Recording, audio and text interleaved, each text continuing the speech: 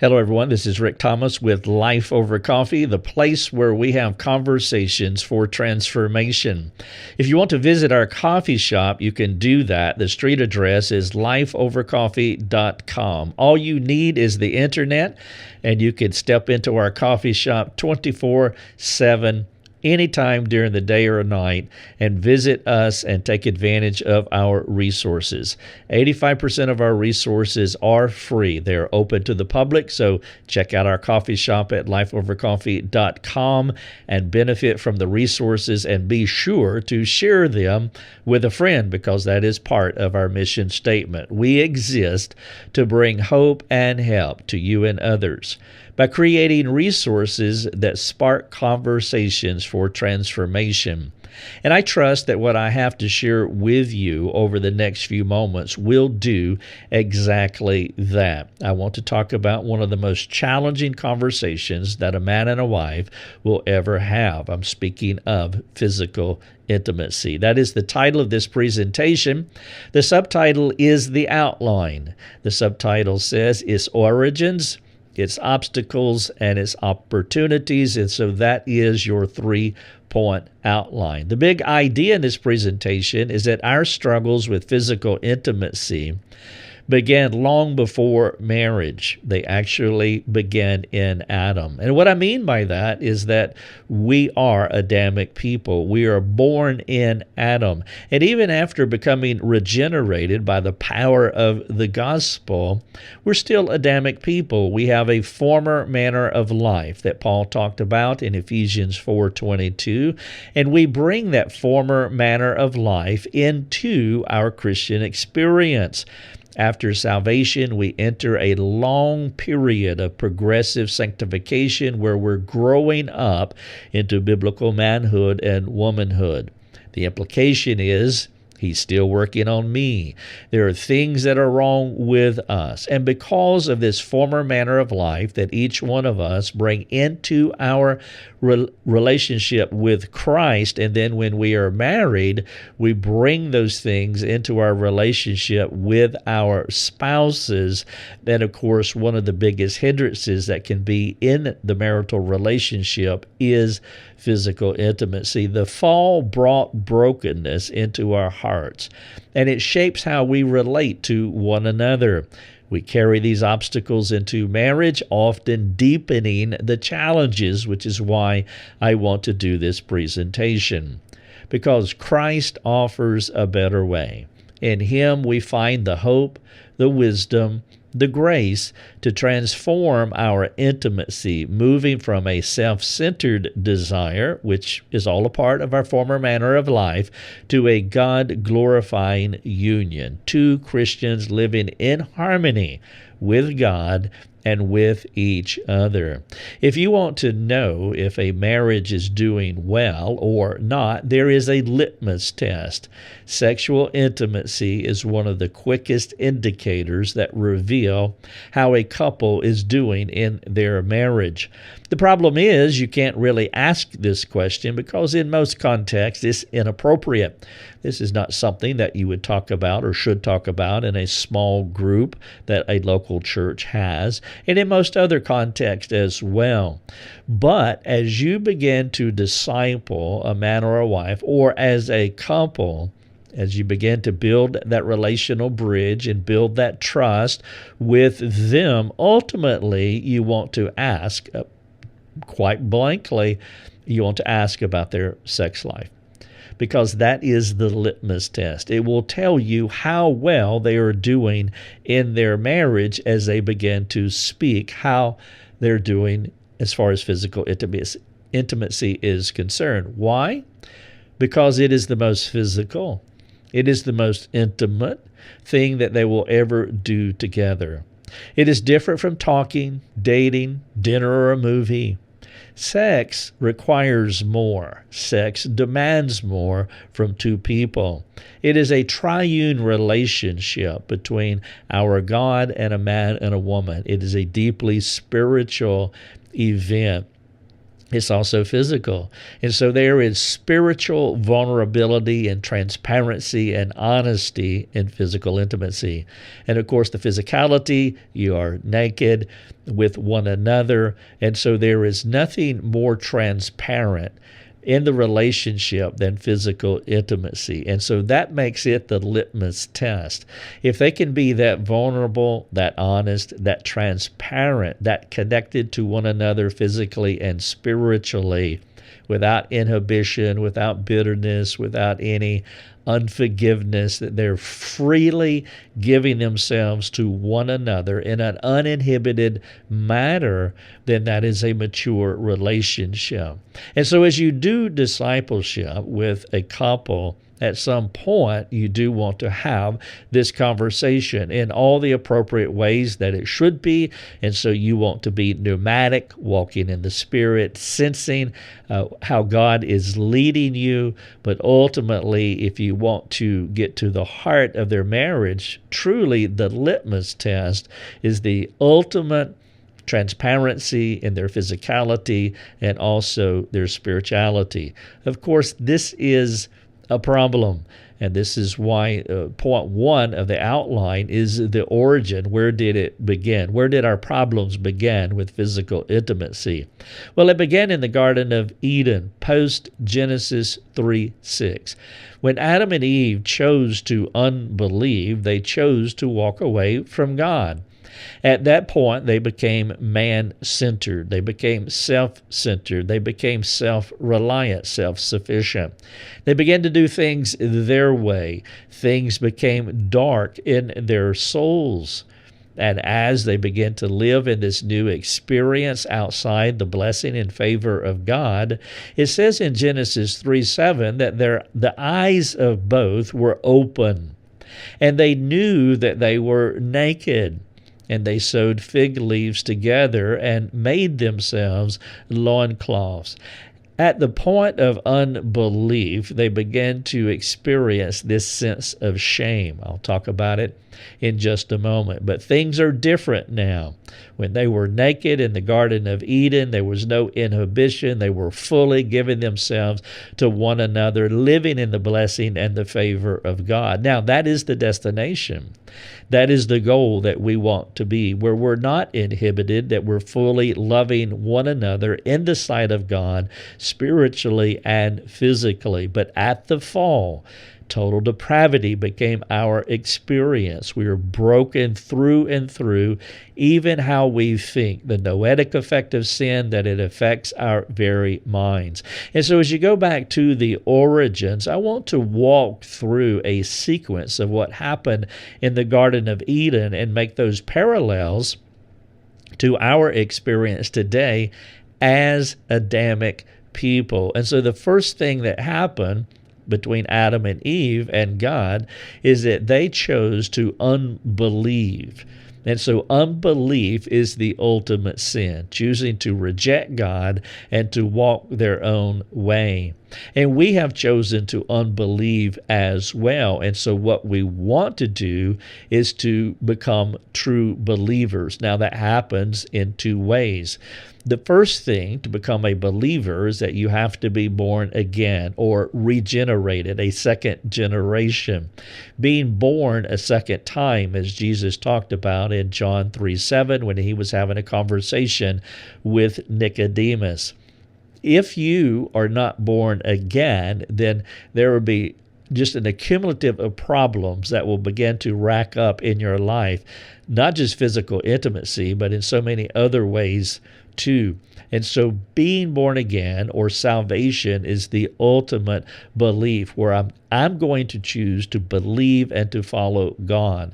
But there's another kind of belief as well, and that is in our sanctification.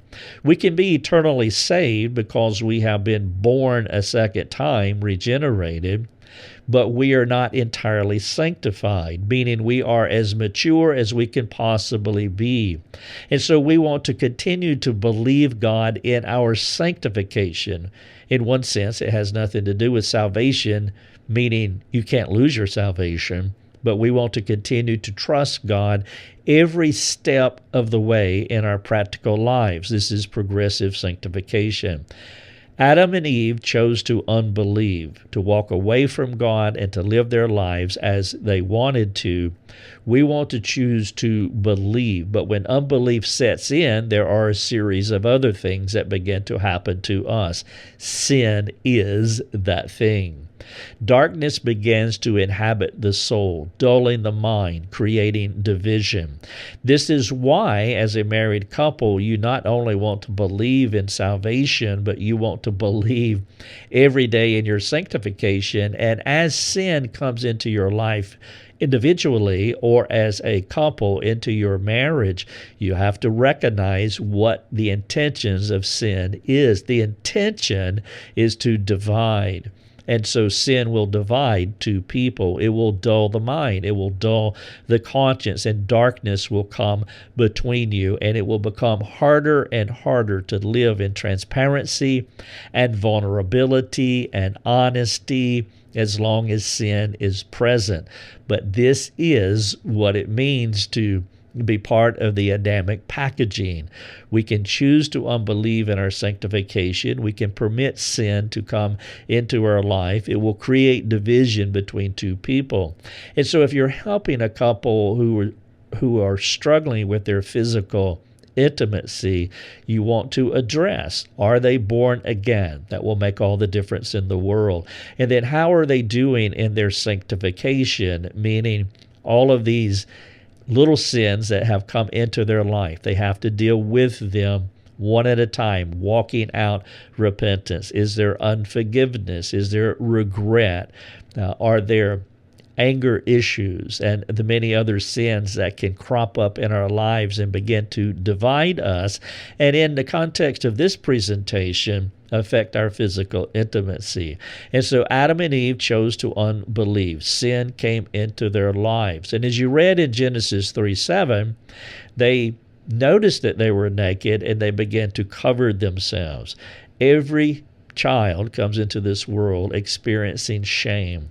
Shame is an internal awkwardness of the soul, not quite comfortable in your own skin. It is a extreme self-awareness. It is an overthinking of oneself, over-examining, over-introspection of ourselves, and it creates this internal uncomfortableness of the soul. We all have it, and depending on how much we mature in our sanctification, it will give us the power and the grace to overcome this sense of shame and to be less introspective and less self-examining. You can imagine how this would affect a person in physical intimacy between a man and a wife. Let's say, for example, that one of the spouses was a part of a critical culture or an authoritarian culture where they experienced the diminishing of their soul, where they were condemned and critiqued and abused, as we use in our cultural language today, to where they were not flourishing, but it is the ever decreasing soul, the ever shrinking soul in some of the cultures that they were brought up in, whether it's a religious authoritarian culture or, let's say, a familial authoritarian culture. Or maybe you had a relationship that was very passive and they were not attentive to you. Maybe a parent was passive in their parenting style and did not give you the attention that you need to help you to grow and to mature as an adult, and you have this sense of there must be something wrong with me, and that exacerbates the growing shame that we can have inside of us. And then you get married as a shame-centered person who has felt so devalued all of your young life, and you come to the place of physical intimacy. That would be hard, and that's just an illustration of how shame can overpower our souls. And then there was unbelief, and then sin came in. They began to experience this sense of shame. They began to put layers on. fig leaves in their case. And so we begin to isolate and hide from one another and even our spouses. And this is what unbelief, sin, and shame can do to an individual. You can live with someone and really not know them at all because they're hiding in plain sight. And without being condemning of this individual, you do want to examine their shaping influences. How did they get this way? We know that they were born this way in Adam, but there are other shaping influences that come into their lives that motivate them or tempt them to put on layers. Obviously, that's going to inhibit physical intimacy, even to the point of deception. Adam and Eve were living in deception. Remember, we're talking about the origins of our Adamic life. These are the things that happen to Adam and Eve. They started living in deception, and this kind of spouse can succumb to lying, living deceptively as they are hiding themselves in plain sight because they're afraid to be open, honest, transparent, vulnerable. Maybe they've had experiences with vulnerability in the past and it did not go well, and so they would choose deception over being honest and transparent. And of course, ultimately, they were hiding. The natural progression is to run from God and to run from each other. And so this is the origins that inhibit physical intimacy. And we need to make those parallel applications in our lives, especially if we're talking about physical intimacy between a husband and a wife. How much are they trusting God? Point number one. Point number two is sin. What kind of sins are active in their lives at this point? How do they struggle with shame, including fear of man?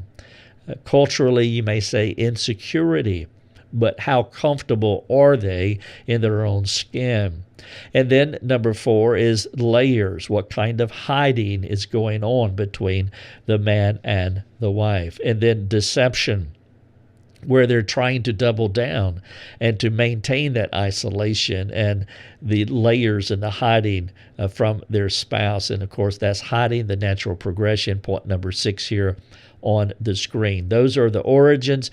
This is what we bring into our relationship with each other. Depending on how mature the spouse is when they get married will, of course, impact how they respond to these 6 categories regarding our Adamic nature.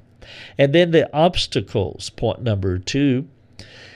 When we pretend with God and each other and our friends, that is a natural inclination, that we're hiding behind our fig leaves, living somewhat of a deceptive life, born out of fear that we don't want to be open and honest with others, then we're going to pretend. We can pretend with God, which is kind of ironic since, in Hebrews 4:13, all things are naked and open to the eyes of him with whom we must give an account. But we can pretend anyway as though God does not exist in our minds. We can also pretend with others and pretend with our friends. We can create a representation of ourselves, a personification of ourselves that we present in the public space. And we can present that person even to our spouses. By the way, a lot of people marry pretenders, and that may be a crass way of saying it, but they're marrying a person that they don't know in a way that they need to know. Now, I know that you can't know a person fully when you marry them. That is impossible. But sometimes some people can hide parts of themselves for reasons that I've just outlined here, and you don't know that until you marry them. I'm talking about their past shaping influences. Let me illustrate it this way with my dating animation. For those of you who are listening to the podcast, I will show several animations through this video presentation, and I would encourage you to watch the videos because it will be very helpful to see the outlines the subpoints that I'm making here, as well as the animation. So talking about shaping influences and a person pretending. And so we have two people that they meet during the dating relationship. Now, I call the dating relationship that artificial season where two people fake each other out until they get married. No matter how much you think you know an individual, you do not know them like you will when you get married. And it's what I call two sinners in a box, where you get married, you enter into a home, you live in that box 24/7. It's harder to hide the person that you were dating when you are married. And so this couple, they tie to the knot, they enter into the marriage season. Now they begin to learn each other. I would say that the first 5 years of marriage, if you do not get sound counsel from an older, maturer couple, you're really setting yourselves up for trouble. This is a rule of thumb that I highly recommend. I have had couples that have come in. One couple in particular came in the first 5 years of their marriage, and they said that everything is really going swimmingly, and they were being honest about, but we just want to do some preventative work. That was a wise, mature couple, because they knew as they continued along, things would become more challenging, but most people don't do that. And then they enter into the marriage relationship, and they begin to not only learn more about each other between the 5 and the 20-year mark, but they also go their separate ways, where the husband can go into the workforce, and then babies start coming along, where the wife is more preoccupied with the children, as she should be.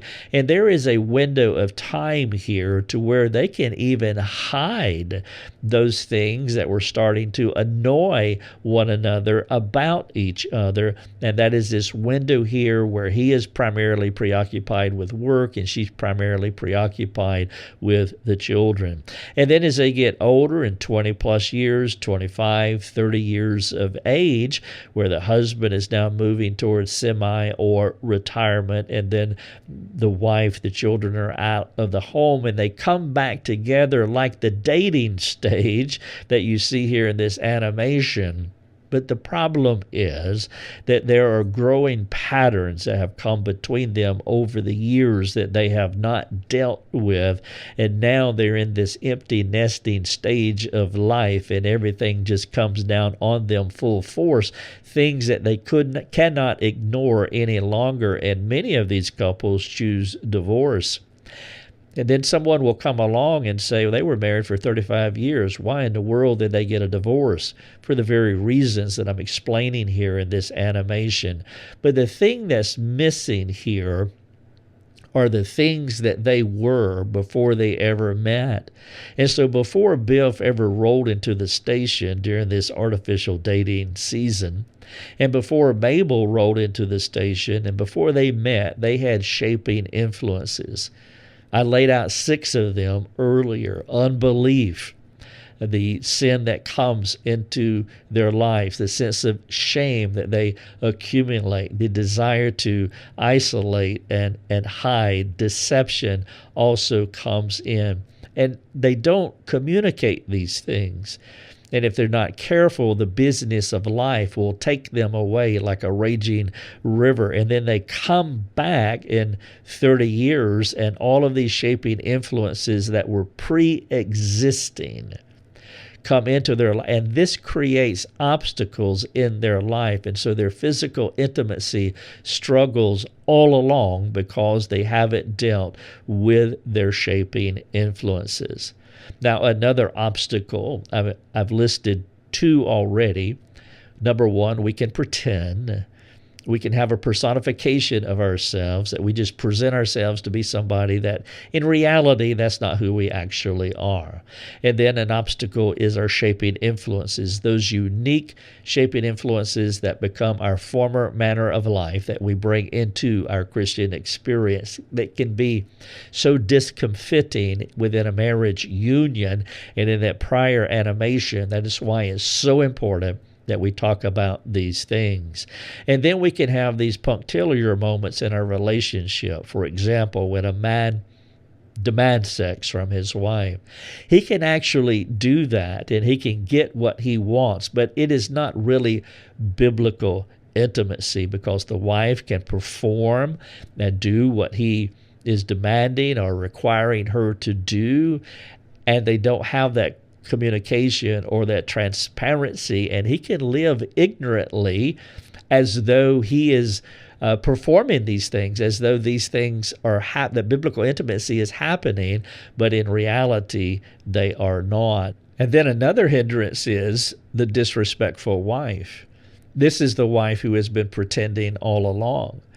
He has been experiencing her representation, her personification, her carefully edited version of herself that she trots out into public space. But underneath her life, in her heart, she disrespects her husband. She has unforgiveness, maybe regret. There could be all kinds of issues that are harboring in her heart that he could be unaware of.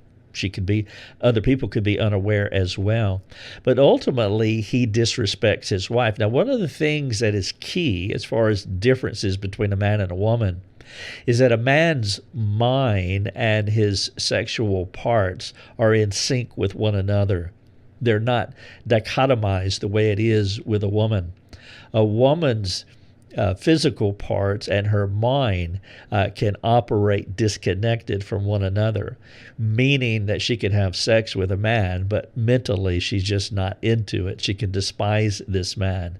Men don't operate that way. Their minds have to be engaged with their private parts, but a woman, not so much. And so she can have physical intimacy, but it will not be biblical intimacy because in her mind she despises her husband. Again, a husband does not function that way. There's more of a symmetry between mind and his private parts, so he's fully engaged mentally, and of course physically he's engaged as well. And it's important for men to understand this. This is why romantic novels are the porn for women. They can mentally engage and find temptation and some kind of perverse satisfaction through romantic novels, the way a man would be engaged with pornography with images, because his mind and private parts work in sync, to where a woman has to be mentally engaged in the process. And so she can do duty sex with a husband, and this is a conversation that a husband and wife need to have with each other. If you cannot have this conversation with husband and wife, then you do have a problem, and you can have a disrespecting, angry, frustrated wife, vengeful wife, and she can be performing in the bedroom, but that is not biblical sex. Of course, when there is a lack of repentance, these are some of the obstacles. And if you don't have a sin plan, and what I mean by a sin plan is that you don't have a plan for repentance, meaning when sin comes into your life, you don't have a plan to take care of it, then the accumulative effect of sin in your life will be a huge obstacle when it comes to biblical intimacy. And so we can be pretenders with God, each other, and our friends. We can be inhibited by our shaping influences, whatever they are, uniquely to each individual. A man can demand sex and get it, but it's not biblical intimacy. And then, of course, a disrespectful wife is just one illustration of how she can have physical intimacy, but it will not be that triune biblical intimacy between man and a woman and God. It's not spiritual at all, because mentally she is checked out. And then, of course, all the sins, all the things, there's a lack of repentance. And so you want to live daily keeping that slate clean between husband and wife, or these obstacles will separate you. And in many cases, the husband and wife do not even know this. Some other common obstacles just in a word cloud: there is bitterness and anger. There is frustration. Frustration is a form of anger, but I'm using this different manifestation because it is very common. There can be anger, these volatile moments that you might think of anger to be, but then frustration is this low grade anger that you have toward your spouse. And again, going back to the prior slide, you can see how this would be an obstacle. They could be guilt. Guilt is different from shame. Shame is that internal awkwardness of the soul. Guilt is actually God saying that you have transgressed his word, that you have sinned in some way. There can also be false guilt. This is the person who believes that they're guilty for something when God is not saying that at all. And so you'd have to work through the contours of guilt here, because some people can carry self-imposed guilt on them that God would never say you're guilty. And again, this could be tied to your former manner of life.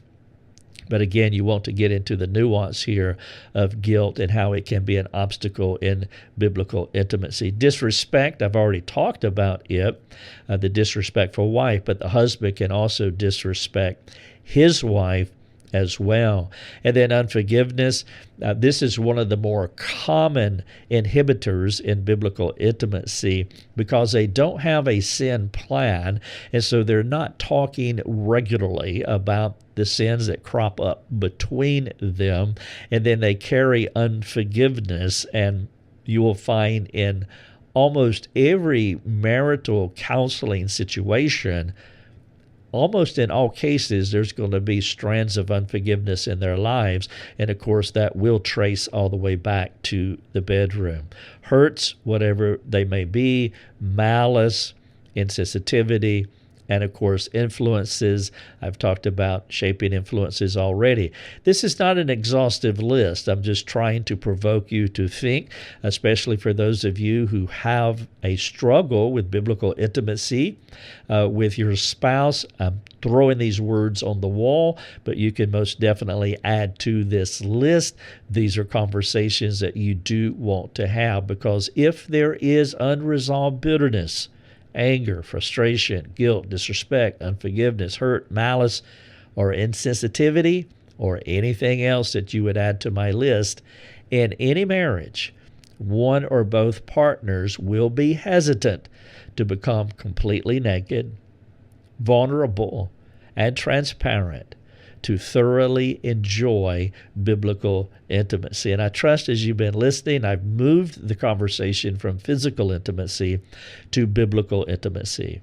Anybody can have sex, but biblical intimacy is that triune relationship between a man and a woman, a husband and a wife, and God. And all of those things that I've mentioned before have to be discussed if they are part of the problem, because any unresolved bitterness, anger, frustration, etc., with one or both partners, they will be hesitant to be completely naked, spiritually and physically, to thoroughly enjoy biblical intimacy. We're talking about the obstacles. Now, one of the things that you have to recognize that all of the obstacles that I have talked about,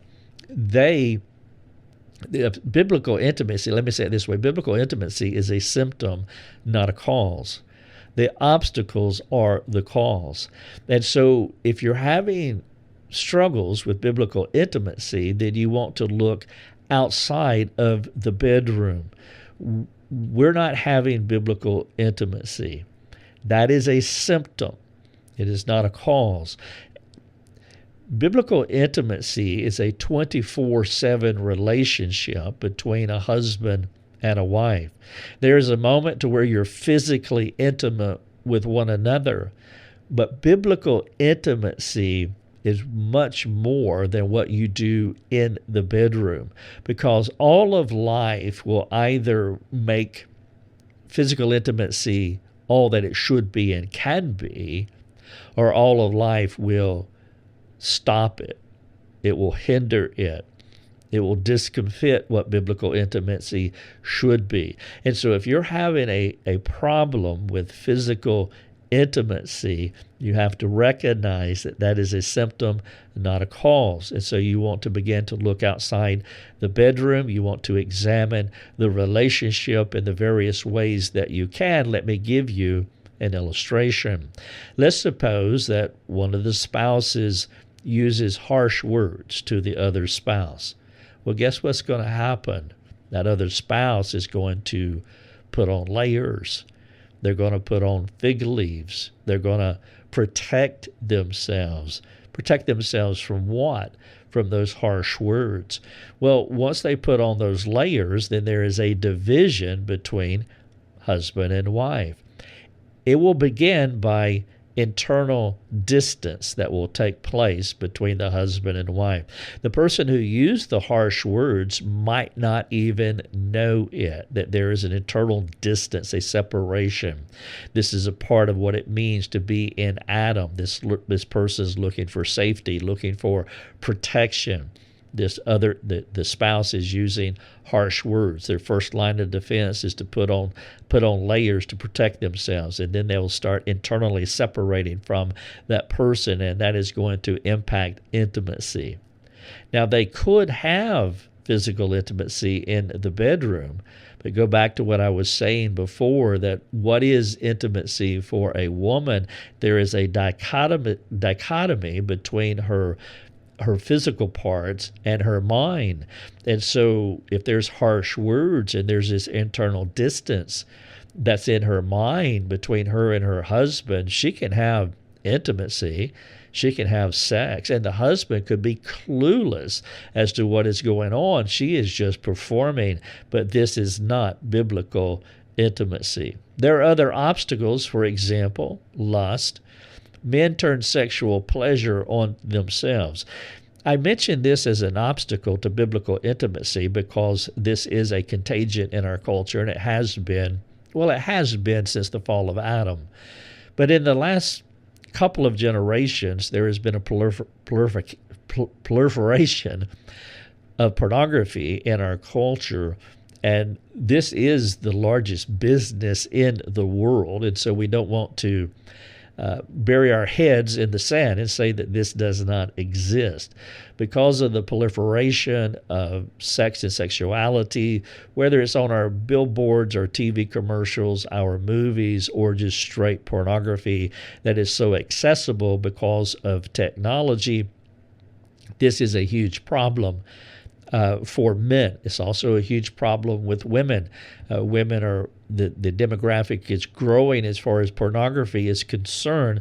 However, women are very much into romance novels, as I touched on briefly, because of how they think about sex and sexuality. It is a mental process for them, and so they're not necessarily interested in the images as they are in the narrative, but that temptation is just as strong for women as the images are for men. Sometimes we say that this is an exclusive men problem, and that is quite unfair.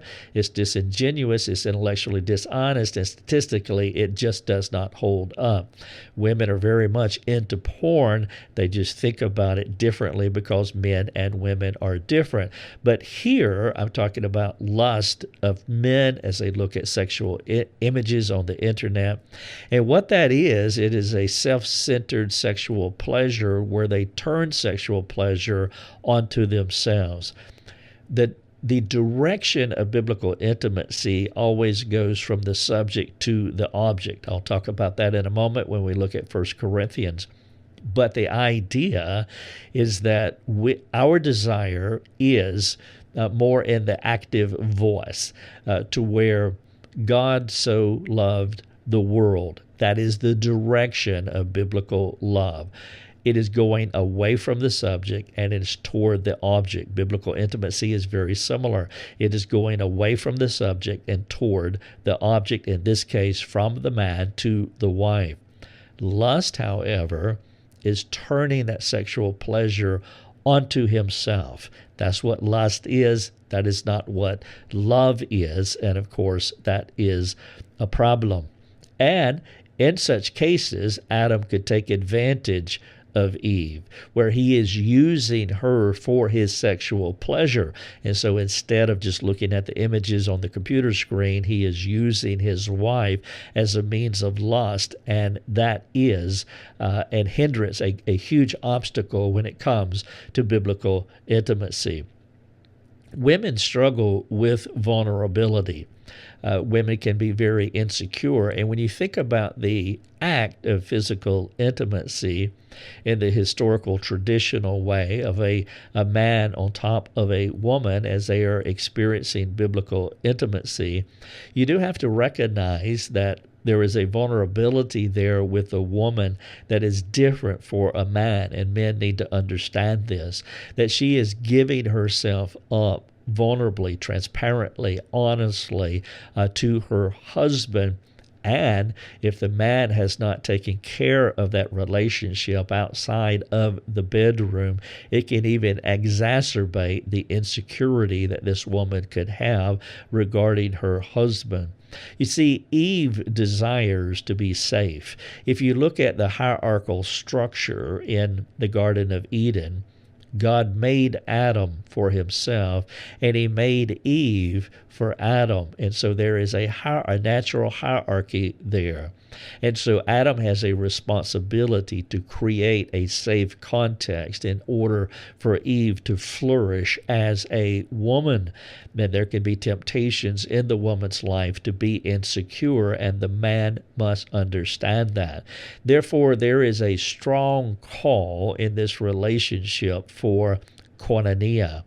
Koinonia is defined. It happens when two or more people are sharing their fullest experience, fullest possible experience of God with each other. The husband and wife, koinonia is a Greek word that means communication or community.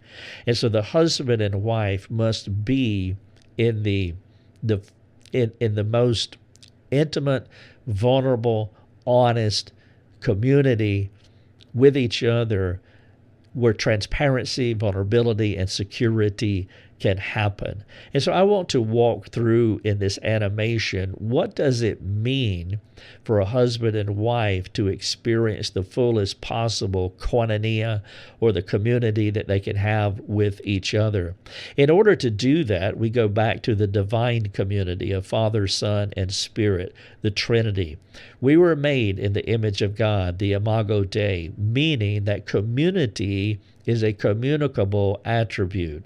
We're made in God's image, therefore we desire community with one another. We are communal beings. This is why God said in 2:18 of Genesis, it's not good for the man to be alone. We want to image God. We cannot image God fully unless we are in community. The marriage relationship gives us an opportunity to experience the deepest aspects of koinonia, the deepest aspects of community.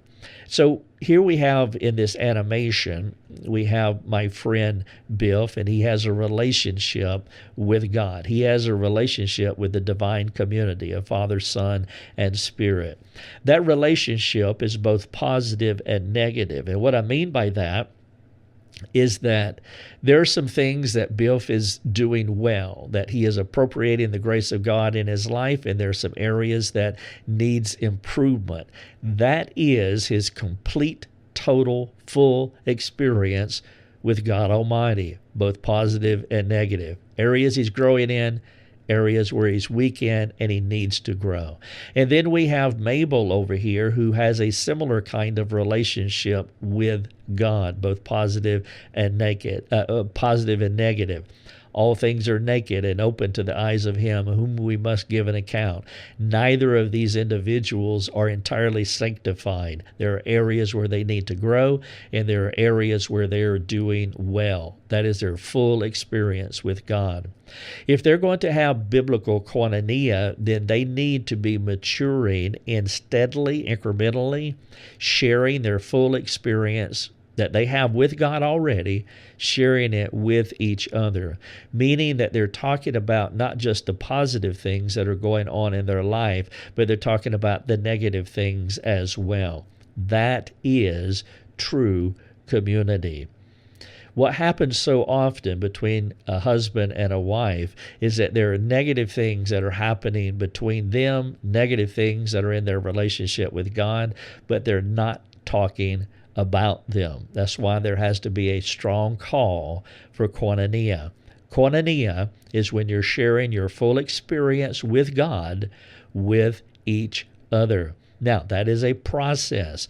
When you first meet your spouse in a dating relationship, you just don't unravel everything in your life. That would be a fool that would do that. You incrementally share more about yourself with your spouse. You incrementally take off the Adamic fig leaves and become more honest with one another.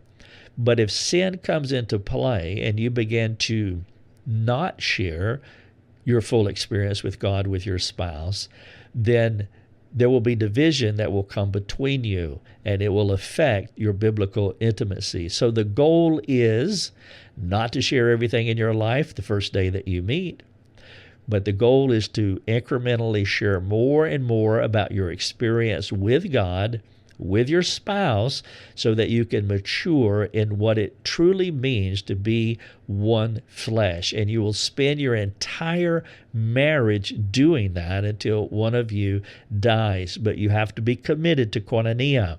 We're going to incrementally share our unique relationship with God with each other. In Ephesians 5:28 through 30, it says, "In the same way, husbands should love their wives as their own bodies. He who loves his wife loves himself. No one ever hated his own flesh, but nourishes and cherishes it, just as Christ does the church, because we are members of his body." And so I want to talk to the husbands very briefly here. But husbands have a responsibility in this relationship. And you saw the words nourish and cherish. Husbands, because our wives are looking for a safe space, because there is temptation for insecurity that can inhibit biblical intimacy, we have a responsibility. And in Ephesians 5, verse 29 and 30, Paul says that we are to nourish our wives, which means the word means to grow. We want to help them to grow. It doesn't mean that they can't grow without us, but it does mean that we have a leadership role in the marriage to come alongside our wives and to nourish her. It also says that we are to cherish our wives, which literally means to warm. And so we are to warm them. When you are nourishing your wife and when you are cherishing your wife, and she is growing up under your leadership, and again, she can grow in Christ on her own. But within a marriage, there are two things that are true at the same time. One, she's an independent person. She has agency.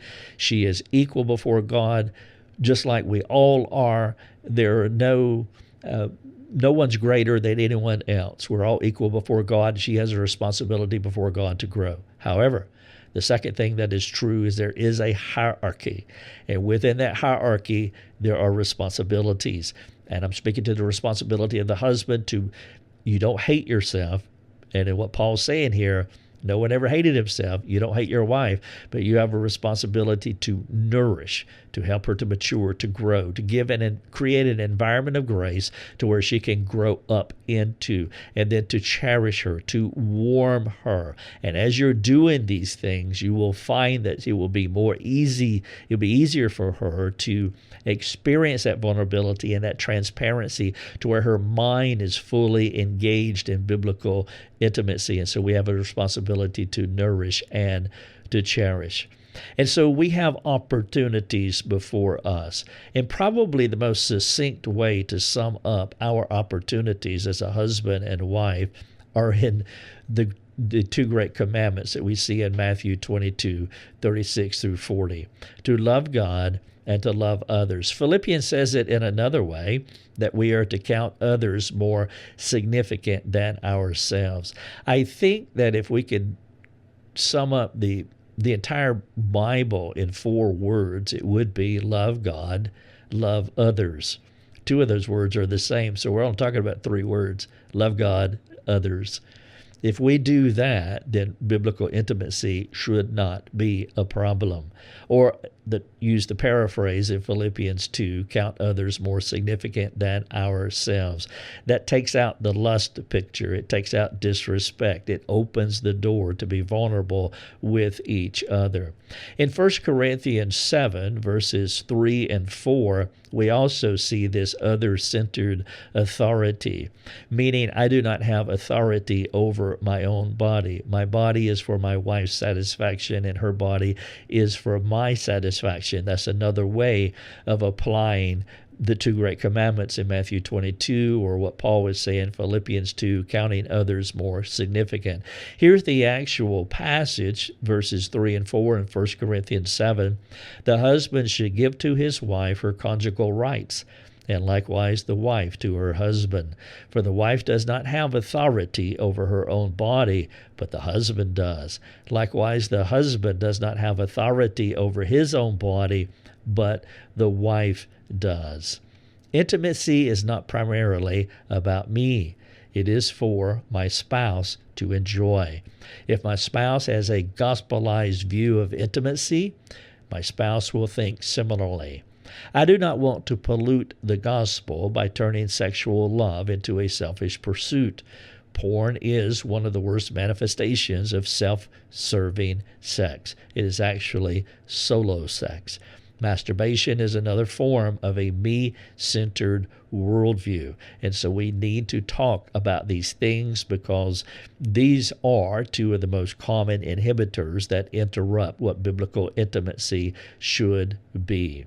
And so we have an opportunity before us, and as I walk through the third point of the outline of our opportunity, I want to go back to the beginning. I talked earlier about how God made Adam for himself. He did. He made Adam. Adam was a happy camper. God realized that Adam made in his image, that there's a communal aspect to Adam, and so he made Eve for Adam, creating this hierarchy. He did not make Eve for himself. He made Eve for Adam. Now, what I would like for you to do is to think about the hierarchy for just a moment. More specifically, think about the hierarchy as if, let's say, that you are Eve. Now, women won't have a problem thinking about this, obviously, but I'd like for the husband to spend some time thinking about this. What would it be like to be Eve? If Eve is saying that I'm going to hitch my wagon to you for the rest of our natural lives, what do you think Eve would want? What do you think? Let's say there are two essential things that Adam needs to provide for Eve if she's going to submit to him and follow him all the days of her life. Those two things are, and I'm going to put them in question form, because Adam comes to Eve and says, I want you to be my wife. And Eve says, oh, I'm going to follow you all the days of our lives, and I'm going to submit to you. Then I have a question for you, Adam. Will you love me? That's an obvious question. And so the husband has to work hard to communicate that, because if she is submitting to you and following you all the days of your life, then she has questions. And one of those questions is, will you love me? And this is where you need to be proactive in loving your Eve, in loving your wife, inside and outside of the bedroom, meaning all the obstacles that I mentioned earlier cannot be present. The second question is, will you protect me? This is an obvious question. Will it be safe? Will this be a safe journey, hooking my wagon to you for all of our natural lives? Will you love me? Will you protect me? Are two obvious questions that that any woman would be asking any man who is asking her to marry him. Therefore, it is our responsibility as husbands to make sure that we create an environment of grace to where our wives experience our love and they experience our protective care, that they have a place to nest, a place to live, a place to grow up and to rear children and to be safe in that environment. Sin interrupts intimacy. Ultimately, this division is what happened in Genesis 3:7. You cannot fake genuine love. If you love your spouse, they will know it. Now, this also applies to the wife. Wife, If you love your husband, they will know it. You can't fake genuine love. That kind of love looks like the love of Christ. And this is how I want to close out this presentation by giving you the ultimate opportunity. If genuine love looks like the love of Christ, then what does the love of Christ look like? I want to use the fruit of the Spirit that we see in Galatians 5, and I want to ask you 9 questions. 1 question per each element: love, joy, peace, etc. And I want you to use this as your call to action. I've got some follow-up questions after this, but this is the ultimate test. Genuine love looks like the love of Christ. There is a template for what Christ looks like in Galatians 5. Here are the questions. The fruit of the Spirit, love. The question is, how does your spouse experience your affectionate love? This is a conversational question. I trust that you can have this conversation for transformation with your spouse. If you can't, well, obviously you're in trouble, and I don't mean that in a demeaning way, just a factual way. And I would appeal to you to have this conversation with someone, a man, with a man mentor, a male mentor, and then also a wife with a female mentor, that you have this conversation and that you experience and that you ask these questions to your mentor, and you have this conversation. Ultimately, it'd be better to talk husband and wife. Both of you should be answering this question. So, wife, how does your husband experience your affectionate love? Number 2, joy. Let's say, husband, how does your joy for the Lord impact your wife? Or wife, how does your joy for the Lord impact your husband? Your spouse should experience your love, your joy, your peace. How is your spouse affected by the peace of God in you? That shalom of the soul that you have, how is it impacting your spouse? Some people don't export peace. They export drama. They export chaos. They export insecurity, nervousness. They export confusion. How are you exporting peace to your spouse? Patience. How does your patience improve your spouse's sanctification? When they around you, they feel and experience your patience. Number 5, kindness. How would your spouse characterize your kindness toward them? It's the kindness of God that leads to repentance. How is your kindness motivating them to repent, motivating them to change? Sometimes we export not kindness, but harshness, brutishness, anger, impatience. Kindness leads to repentance. How would your spouse characterize your kindness toward them? Number 6 is goodness. What does experiencing your goodness mean to your spouse? Number 7, how does your faithfulness impact your spouse's security? Number 8, how does your gentle spirit cause your spouse to relax? How do they experience your gentleness? And then number 9, self-control. What impact has your self-control had on your spouse? This is an incredible diagnostic that will definitely impact biblical intimacy for the good or the bad. And so this is a picture of what Christ looks like. And as we imitate Christ to our spouses, using this template and the fruit of the Spirit, and you can add your own questions to it as well, but I wanted to give you these 9 tied to each one of these elements here: love, joy, peace, patience, kindness, goodness, faithfulness, gentleness, and self-control. And as you're moving toward hitting high marks in all 9 of these areas, well, obviously that's going to impact your biblical intimacy. This is your final call to action in the third point of my outline, opportunity. Question number 1, what action item will you take away from this presentation to apply to your life? Number 2, what shaping influence will you address to improve intimacy? As you think about those things that you brought into your marriage, which one will you address to improve intimacy? Number 3, what do you need to do to enjoy true koinonia in your marriage? Probably meaning what negative aspects in your relationship with God will you truck over to your spouse and begin talking to your spouse about?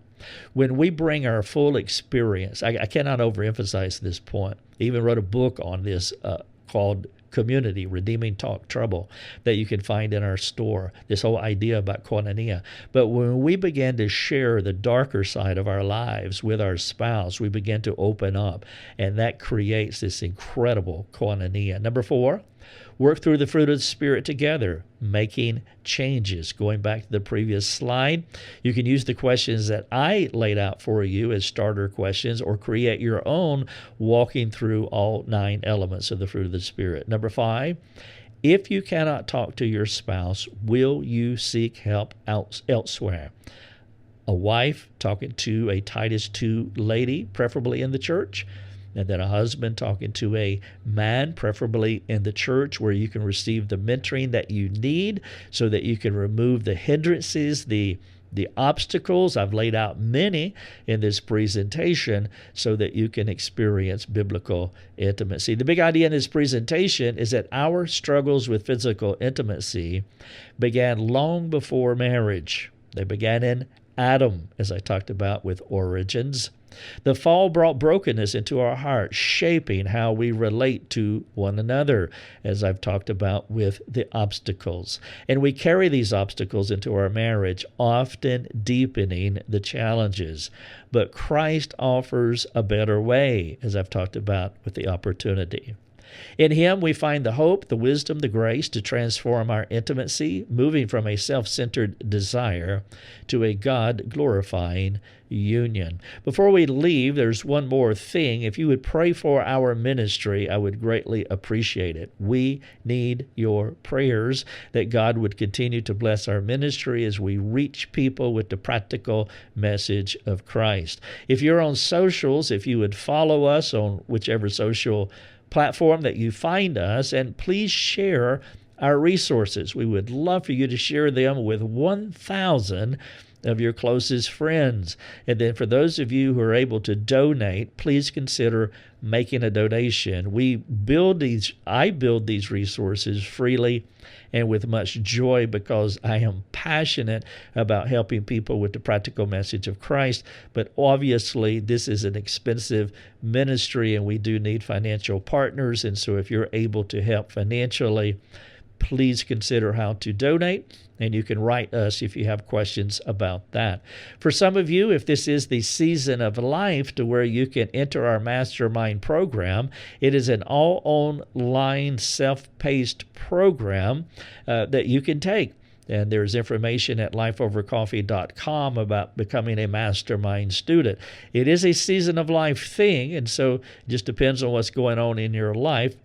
It doesn't take over your life, but there is a responsibility. It is going to school. The general pace can be 2 to 3 years, depending. And so you can get that information at lifeovercoffee.com. This presentation is titled Physical Intimacy: Its Origins, Its Obstacles, Its Opportunities. Thank you so much for listening. My name is Rick Thomas. You can always find me in my coffee shop. We have thousands upon thousands of resources freely given to you. Please take advantage of them. At Life Over Coffee, we have conversations for transformation. And so I trust that this presentation has provoked you, has stimulated a lot of thoughts. Now go and have a conversation. In the context of this presentation, have that conversation for transformation with your spouse.